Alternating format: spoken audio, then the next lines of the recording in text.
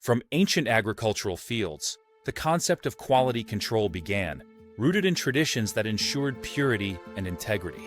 Jewish oral tradition, particularly the Demai Tractate of the Mishnah, articulated early principles for verifying agricultural products. These early kosher supervision practices laid the conceptual groundwork for modern certification systems. Today, these foundational ideas manifest as industrial standards, traceability methods, and we have just watched a video that, at first glance, seems to be about ancient, agricultural, almost archaeological laws. But let me begin with a historical warning, because history has taught us something quite starkly. When a society loses confidence in what it eats, what it sells, and what it buys, we are not facing a ritual problem, but a deep crack in the social fabric. What we are studying today does not originate in the silence of a synagogue, but in the noise of the marketplace, in the stalls, on the roads, in the hands that exchange wheat, oil, and fruit.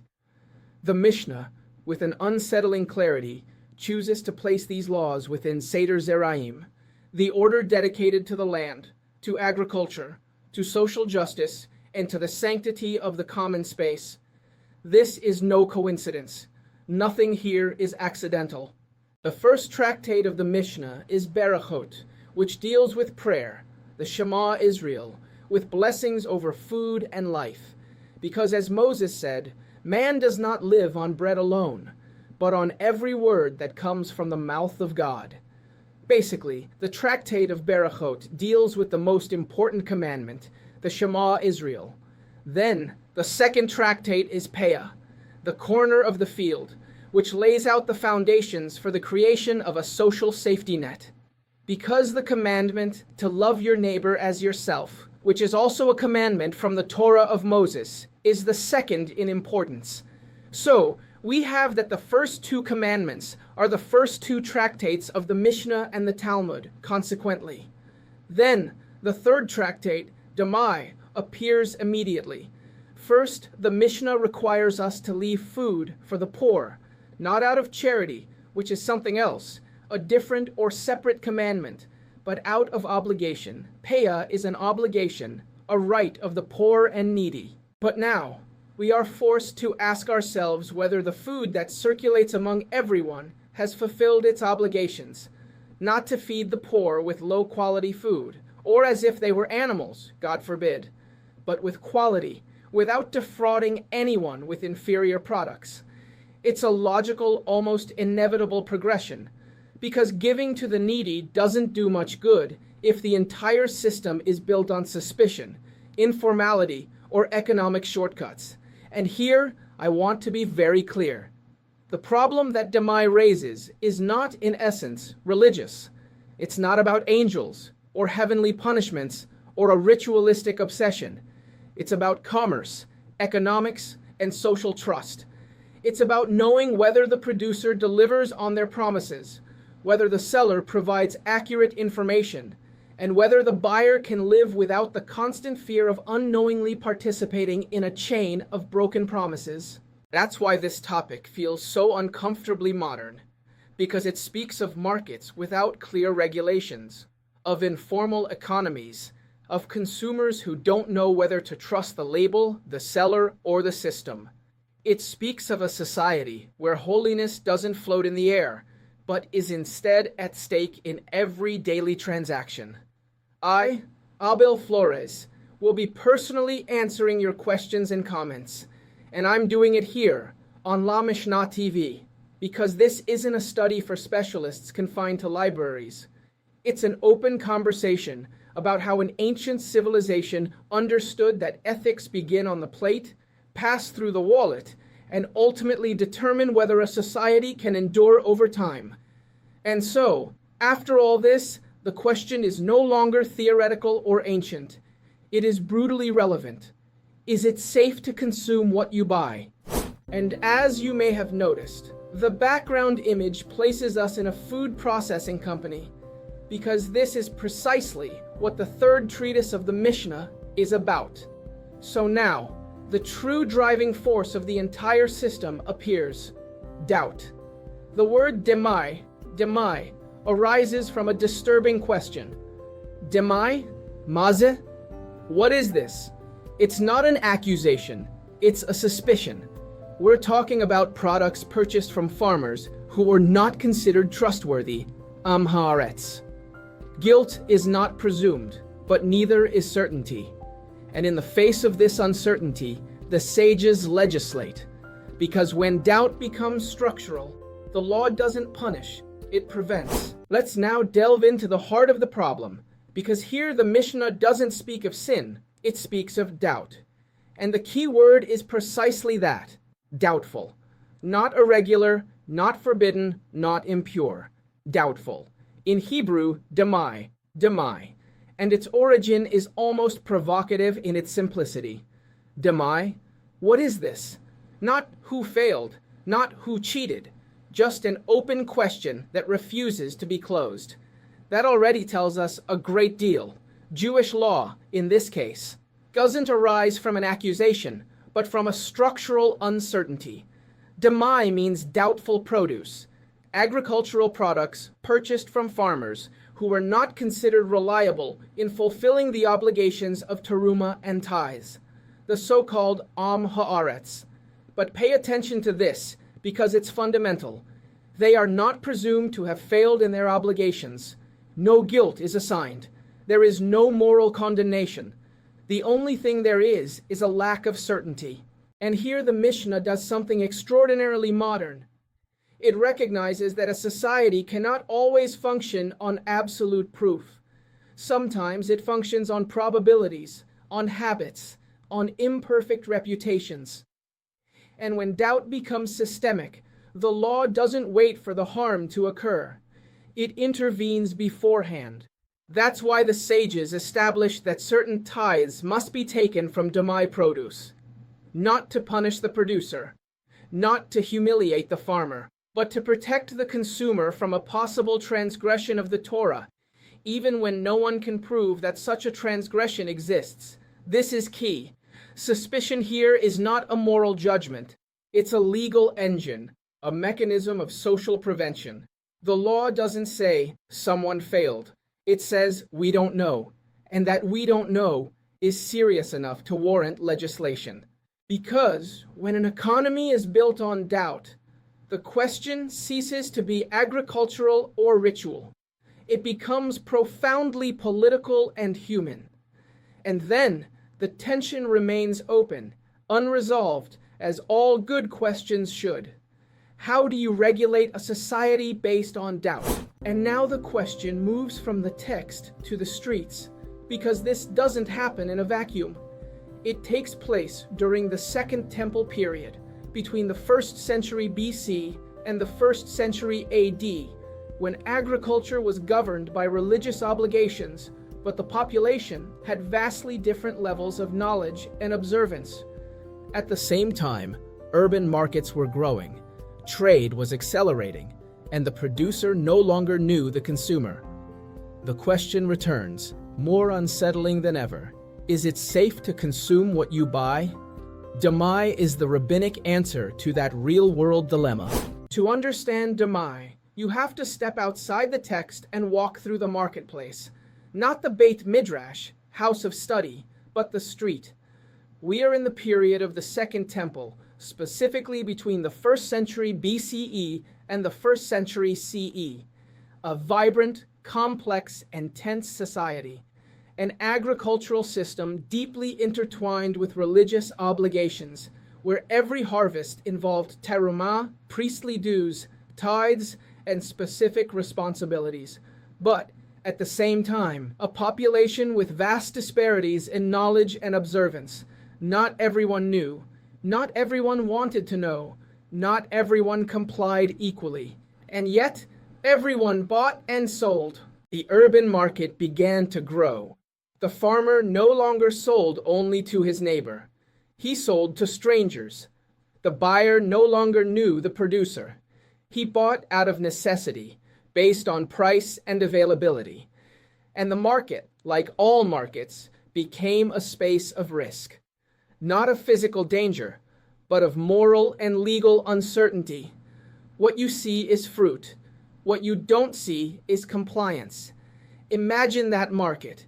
Sacks of grain, oil, figs, wine. A lot of activity, little control, no labels, no certifications, no visible supervisors. Only a silent question that accompanies every transaction. The same question we ask ourselves today in front of a perfectly lit supermarket aisle. Can I trust this? Because the problem isn't bad faith. The problem is a lack of information. An economy where highly observant people coexist with others who are less committed generates an inevitable tension. And the Mishnah doesn't idealize this reality. It confronts it directly. It understands that the sanctity of the land doesn't disappear when the product enters the market, but it also can't depend on the individual conscience of each seller. And so the question becomes structural. It's not, did this farmer comply, but how does a system work where you can't always know? Is it safe to consume what you buy? Herein lies the rabbinic genius. Demai doesn't emerge as a spiritual sermon, nor as a call for collective repentance. It arises as a practical response to a real, imperfect human economy. The solution wasn't to pray more. It was to legislate better. And that solution was legal, not spiritual. And this is where the rabbinic response becomes precise and incisive. The sages observe reality and formulate a legal principle, not a ritual one. Most people separate terumah, but many neglect the subsequent tithes. They don't idealize the market, they analyze it. Therefore, they don't require separating Terumah Gedolah again from Demai produce, but they do mandate rectifying the other tithes, such as Maser Rishon, Maser Ani, or Maser Sheni. This isn't abstract holiness. It's normative logic applied to an imperfect economy. Here we arrive at the core of rabbinic reasoning, and I want you to listen carefully to a word that changes everything: majority. The sages don't say everyone complies, nor do they say no one complies. They say something far more uncomfortable and realistic. The majority of people separate terumah, but many neglect the subsequent tithes. Majority, not certainty, not an ideal. Social statistics before statistics even existed. This is crucial, because the Halakha here doesn't function as an automatic ritual, but as a probabilistic system. The sages observe human behavior as it is, not as it should be. They understood that separating Terumah Gedolah was a widely accepted, visible, socially internalized practice. Even uneducated people knew that this portion had to be set aside. That's why, in the case of Demai produce, there is no requirement to separate Terumah Gedolah again. The probability of non-compliance is low. The cost of requiring it again would be greater than the benefit. But the subsequent tithes are another story. Maser Rishon, Maser Ani, Maser Sheni. More complex, less visible, less understood. There, the probability of neglect increases, not out of malice, but due to ignorance, fatigue, or lack of interest. And when the probability changes, the law changes with it. This is brilliant and unsettling at the same time. The Halakha doesn't ask, what is the holiest thing, but what is the most reasonable thing given human behavior? It adjusts obligations according to levels of risk. It minimizes transgressions without paralyzing economic life. It doesn't seek absolute purity. It seeks ethical functionality. And here a profound tension emerges, because this system depends on a constant assessment of social reality, on measuring majorities, habits, probabilities. It's not a rigid code, it's a living architecture. But then the inevitable question arises, the one that isn't so easily answered. If the law is based on probabilities, if enforcement is adjusted according to average behavior, who decides what level of enforcement is sufficient? And to prevent that doubt from lingering, the sages transform logic into protocol. Not opinions, not intuitions. A structured system. In Demai, Terumah Gedolah is not repeated because it is presumed to have already been separated. But Maser Rishon is, along with Terumot Maser. Maser Sheni must be separated and redeemed, and Maser Ani applied when appropriate. It's not ritual, it's risk management. Doubt, ultimately, is organized. We now arrive at a point where the Mishnah ceases to sound like philosophy and begins to read like a technical manual. Cold, precise, almost unsettling, because when doubt becomes permanent, the only way to sustain society is to transform ethics into procedure. And that is exactly what Demai does. There are no generalities here. There are categories, boxes, clear decisions. The system is not binary. It is tiered, adjusted to the level of risk of each obligation. Let's start with Terumah Gedolah. Is it separated again in Demai? No. Why? Because it is presumed that it was always separated, not out of sanctity, but out of social custom. It was known, visible, internalized. The system trusts where the probability of non-compliance is low. First tier. Then comes Maser Rishon. Here the answer changes. Yes, it must be separated again. Why? Because the Am Haaretz is not considered trustworthy at this point. Not out of malice, but because of complexity. The risk increases, and so does the control. Second tier, and then we arrive at Terumot Maser. Also yes, because its correctness depends directly on the Maser. If one is in doubt, the other falls with it. The system does not allow for technical loopholes. Each piece drags the next one along. Then there is Maser Sheni. Here the Mishnah is explicit. Yes, it must be separated and redeemed. High probability of negligence. Too many details, too many conditions, too much room for error. The protocol responds by tightening the procedure. And finally, Ma'aser Ani. Also, yes, when applicable according to the cycle. Because there is a real risk of omission, not always due to bad faith, but due to forgetfulness, confusion, or fatigue.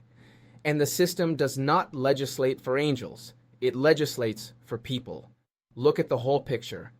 It's not a ritualistic list. It's a risk map. Each obligation is evaluated according to its probability of non-compliance and its social impact. Where there is trust, the system loosens its grip. Where there is doubt, it tightens it. Where there is complexity, it demands correction. This is no longer a matter of interfaith. Nobody asks what the producer feels. Nobody investigates intentions. What matters is that the system works without collapsing. And here lies the final, inevitable tension. When holiness becomes protocol, when ethics are managed as a form of control, this is no longer faith. This is control. During this short break in the middle of the class, we want to let you know that if you would like to make a donation, you can do so by scanning the QR code you see on the screen or by clicking the link below in the description. I personally thank you very much for your contribution. And once the system is established as a protocol, the Mishnah takes it a step further and applies it to the human realm. Because the control doesn't end in the field or the marketplace, it reaches the worker's table. Chapter 5 regulates what is given to employees, slaves, and dependents to eat, and establishes a groundbreaking principle. Whoever hires someone has the obligation to provide them with permissible food. Demai ceases to be merely a ritual and becomes a matter of workplace ethics. It's not just about proper food, it's about dignity. We arrive at Chapter 5, and if the system seemed technical until now, here it becomes profoundly human. Because Demai stops addressing the individual consumer and begins speaking to the employer. And that changes everything. Here, the discussion is no longer about what a person chooses to eat out of religious conviction. Here, it establishes what those who depend on others for their livelihood must receive. The treatise regulates the food provided to hired workers, slaves, and dependents. And the first thing it does is shift the moral burden. The worker doesn't have to ask, doesn't have to investigate, doesn't have to be suspicious. That's not their responsibility. The system protects them precisely because they are vulnerable. The responsibility falls explicitly on the employer. The principle is clear, concise, and legally enforceable. Whoever hires workers has the obligation to feed them with food permitted according to the law. It's not a pious suggestion. It's not a gesture of goodwill. It's a rule, and like any rule, it can be enforced. This is revolutionary, because Demai understands something essential. When there is economic dependence, there is no true freedom of choice. The worker eats what they are given, not what they want, not what they investigate, not what they certify. That's why the law doesn't demand faith, knowledge, or scruples from them. It offers them structural protection. And here, two worlds that rarely intersect merge: agricultural halakha, Jewish law, and labor justice. Food control ceases to be a ritual matter and becomes an ethical obligation of the employer. Something very close, incidentally, to what we now call food safety standards in the workplace. It's not negotiable, it's not delegable, it's not relative. Because a society that allows the vulnerable to bear the burden of doubt has already failed morally. Pause. It's not just about food, but about dignity. And now the tension remains, more uncomfortable than before. If the law protects the worker when there is employment, what happens when the need is even greater? And the Mishnah doesn't stop there. When the need becomes extreme, the system adjusts again.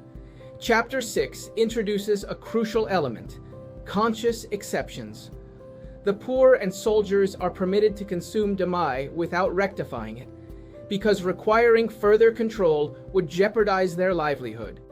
Here, Jewish law reveals its deepest principle. It protects first, then demands. It does not punish necessity, it facilitates life. We arrive at chapter 6, and here the Mishnah does something that only mature legal systems dare to do. It pauses. It looks reality in the eye and admits that absolute control can become cruelty. That's why this chapter doesn't talk about sanctions. It talks about exemptions, not out of weakness, but out of legal wisdom. The main rule is stated with a tone that should be compassionate yet firm, not indulgent. The poor and soldiers may consume demai without further rectification, so as not to hinder their livelihood, not because the system has failed, not because the law is suspended, but because life cannot be trapped in a protocol. And this is crucial. The exemption is not negligence. It is a conscious legal decision. The sages know exactly what they are choosing not to require and why. They understand that imposing the same level of control on those living in precarious circumstances can destroy the very thing the law is meant to protect: human survival. Here Demai reveals its internal hierarchy. The certification system exists, control exists, suspicion exists, but none of that is above life itself. When necessity strikes, Halakha doesn't clench its fist. It opens it. It prioritizes eating today over correcting tomorrow. And if this sounds surprisingly modern, it's no coincidence. All contemporary food access policies in crisis contexts stem from the same intuition. Full compliance is not demanded when basic subsistence is at stake. First, food is guaranteed. Then, regulations are applied. That's why this chapter formulates two axioms that are not emotions, but legal principles. Halakha protects before it demands. Halakha protects before it demands. Need is not punished. Life is facilitated. Need is not punished. Life is facilitated. But now, inevitably, a new tension arises. If there is control, but also exemptions, if there is suspicion, but also strategic trust. Who ultimately decides who can be trusted? And here the complete design is revealed. Chapter 5 demonstrates that Demai functions as a system of vertical accountability. Those with power are held responsible. The employer, not the employee. The supplier, not the retailer. Chapter 6, on the other hand, proves that this system has built-in social awareness. It knows when to demand and when to relent. Together, these chapters prepare the reader for Chapter 7, where the crucial concept of verified trust and certification emerges. The precise point where the ancient rabbinic world unknowingly intersects with the logic of modern industrialization. We arrive at Chapter 7, and here something decisive happens. Until now, we've talked about doubt, risk, control, and exemptions. But here, the Mishnah takes a bolder step. It institutionalizes trust, and that changes everything. This chapter defines something fundamental: who is considered trustworthy in matters of tithes, and even more importantly, how a person can regain credibility. Because rabbinic law doesn't freeze identities. It doesn't label someone as suspicious forever. It offers a path, a process, a model. And that model is social, not mystical. A new legal category appears: the haver. He's not a saint, he's not a sage, he's a person verified in his observance. Someone who has consistently and publicly demonstrated that he fulfills his agricultural obligations. Trust ceases to be a subjective impression and becomes a legal status. But pay attention, because this is crucial. No one declares themselves a kaver. It's not enough to say, "Trust me." To become a kaver, a person must accept public, clear, verifiable commitments. They must submit to supervision. They must allow others to observe, evaluate, and confirm their conduct. Privacy gives way to social responsibility. Here, the Mishnah does something extraordinarily modern. It shifts trust from the personal to the systemic level. We no longer trust because someone seems honest. We trust because there is a process that backs up that trust. A framework, a standard, continuous oversight. And now I want you to listen carefully, because this is not rhetorical exaggeration. This chapter is a historical precursor, pause, to the modern system of kosher certification. The model is born here. The idea that a product doesn't depend on the goodwill of the producer, but on a system of external verification. That trust isn't improvised, it's built, it's audited, it's maintained or lost. Demai understands something that industrialization would confirm centuries later. When production chains become long, anonymous, and complex, ethics can no longer be sustained solely by individual conscience. It needs certification. It needs standards. It needs institutions that translate values into procedures. That's why this chapter is not a mere technical detail. It is the heart of the parallel with the modern world. Here is born the logic that we apply today to food, medicine, factories, and global markets. Verified trust, recoverable credibility, and constant oversight. And so, without factories, without printed labels, without laboratories, the Mishnah anticipates the model that underpins our daily lives. Demai no longer asks only, is it safe to eat? Now it asks something deeper and more unsettling. Whom are we willing to trust, and under what conditions? We've reached the end, and now everything falls into place. Demai was not written for an ideal society, but for a real society, like ours. Its main purpose was to protect the observance of the Torah, in a context where not everyone was observant, nor expert, nor equally committed, just like in our day. Because studying Mishnah isn't about looking to the past. It's about learning to live responsibly in the present, with the help of this ancient teaching. Don't miss the next video we're presenting here.